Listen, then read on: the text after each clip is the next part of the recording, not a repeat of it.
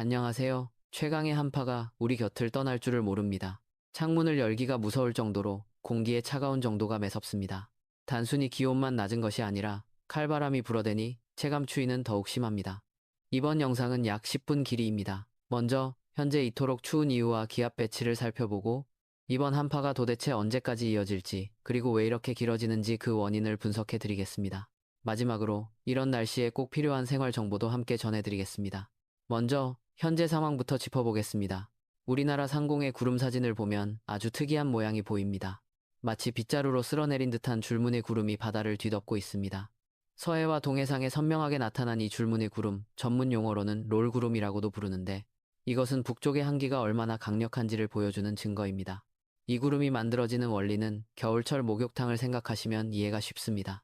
따뜻한 물이 담긴 욕조 위로 찬바람이 불면 김이 모락모락 피어오르죠. 지금 우리 바다는 아직 따뜻한데 영하 20도에 달하는 시베리아의 찬 공기가 그 위를 지나가면서 거대한 눈구름을 만들어내고 있는 것입니다. 이 눈구름들이 지금 호남 서해안과 제주도, 그리고 울릉도와 독도를 강타하고 있습니다. 특히 제주도 남쪽 해역에는 한라산이 만들어내는 카르만 와류라는 소용돌이 구름까지 보입니다. 그만큼 바람이 매섭다는 뜻입니다. 기온을 확인해 보겠습니다. 오늘 아침 강원도 화천 광덕산은 무려 영하 21.5도까지 떨어졌습니다. 서울 은평구도 영하 15.5도를 기록했습니다. 이 정도면 냉동실보다 더 추운 날씨입니다. 문제는 바람입니다. 부산 앞바다의 풍속을 찍어보니 초속 21m가 나옵니다. 태풍급에 버금가는 강풍입니다. 이렇게 바람이 강하게 부는 이유는 기압 차이 때문입니다. 현재 동쪽에는 폭탄 저기압이라 불리는 강력한 저기압이, 서쪽에는 시베리아 고기압이 버티고 있습니다. 두 기압계의 차이가 무려 77헥토파스칼이나 됩니다. 이것을 알기 쉽게 미끄럼틀에 비유해 보겠습니다. 미끄럼틀의 경사가 급할수록 내려오는 속도가 빠르죠.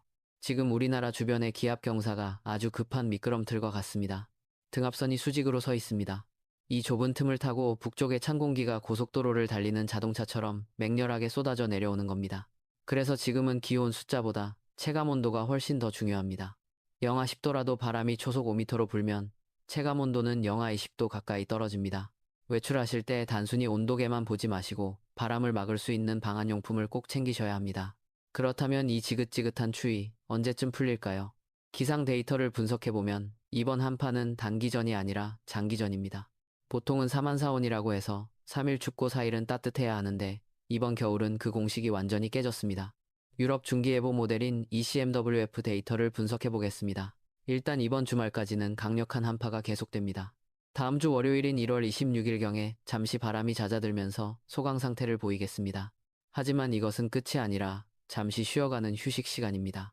바로 다음 날부터 다시 서고동저의 기압 배치가 되살아납니다. 많은 분들이 옛날에는 한강도 꽁꽁 얼었는데 요즘은 덜 춥다고 하시지만 이번 추위만큼은 80년대, 90년대의 그 매서웠던 겨울을 떠올리게 합니다. 실제로 1월 말까지는 북극의 냉동고가 계속 열려 있을 것으로 보입니다. 왜 이렇게 한파가 길어지는 걸까요? 여기서 조금 어려운 기상현상을 쉽게 설명해 드리겠습니다. 바로 블로킹 현상 때문입니다. 공기의 흐름은 강물과 같습니다. 서쪽에서 동쪽으로 흘러가야 하죠. 그런데 지금 알래스카 부근에 거대한 고기압 능선이 만들어졌습니다. 이것은 강물 한가운데에 떨어진 거대한 바위와 같습니다. 또는 고속도로 한가운데에 고장난 트럭이 서 있는 것과 비슷합니다. 이 거대한 공기의 벽이 흐름을 막고 있으니 우리나라 쪽에 내려온 찬 공기가 빠져나가지 못하고 갇혀버린 것입니다. 이것을 전문 용어로 전리저기압이 정체한다고 말합니다. 현재 수치 모델들을 비교해보면 미국 모델과 유럽 모델 모두 1월 말까지는 이 블로킹 현상이 유지될 것으로 보고 있습니다. 즉, 1월 내내 춥다는 이야기입니다. 희망적인 소식은 2월입니다. 예상 일기도를 보면 2월에 접어들면서 이동성 고기압이 다가옵니다.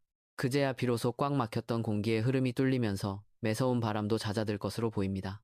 물론 2월에는 입춘 한파가 있고 3월에는 꽃샘 추위가 기다리고 있지만 지금 겪고 있는 이 정도의 메가 한파는 1월 말이면 일단락될 것으로 기대하고 있습니다. 다만 이것은 열흘 뒤의 예측입니다. 기상 상황은 시시각각 변합니다. 특히 2월 예보는 변동성이 크기 때문에 2월에는 좀 살만하겠구나 정도로 참고만 하시고 당분간은 긴장을 늦추시면 안 되겠습니다. 지역별로 주의사항 말씀드리겠습니다.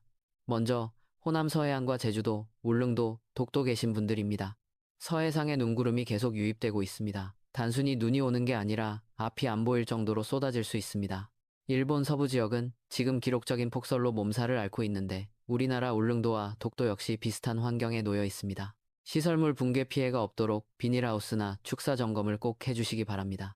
서울과 수도권, 강원도 등 내륙 지방에 계신 분들은 동파 사고를 조심하셔야 합니다. 영하 15도 이하의 추위가 며칠씩 이어지면 보일러 배관이나 수도 계량기가 순식간에 얼어 터집니다. 설마 얼겠어? 하는 방심이 큰 공사로 이어질 수 있습니다. 외출하실 때나 주무실 때 수돗물을 아주 조금씩 똑똑 떨어지게 틀어두시는 것이 가장 확실한 예방법입니다. 그리고 건조특보가 내려진 영남 지방분들은 불조심하셔야 합니다. 바람이 워낙 강해서 작은 불씨가 순식간에 대형 산불로 번질 수 있습니다. 추위를 피하려고 전기난로 많이 쓰실 텐데 멀티탭 용량 꼭 확인하시고 주변에 타기 쉬운 물건은 치워주시기 바랍니다. 마지막으로 건강관리입니다. 많은 분들이 댓글로 나이가 드니 추위를 견디기 힘들다, IT 기기 배우는 것만큼이나 날씨 적응도 어렵다고 말씀하십니다. 맞습니다. 급격한 기온 변화는 우리 몸에 큰 스트레스를 줍니다. 특히 혈압이 높으신 분들은 새벽 운동이나 야간 산책은 당분간 피하시는 게 좋겠습니다. 실내에서 가벼운 스트레칭으로 몸을 푸시는 것을 추천해드립니다. 외출하실 때는 얇은 옷을 여러 겹 겹쳐 입는 것이 보온에 훨씬 효과적입니다. 목도리와 장갑만 착용해도 체감 온도를 3도에서 5도 정도 올릴 수 있습니다. 멋부리다가 감기 걸리기 딱 좋은 날씨입니다. 무조건 따뜻하게 입으시기 바랍니다. 이번 한파 정말 길고 지루하게 느껴지실 겁니다.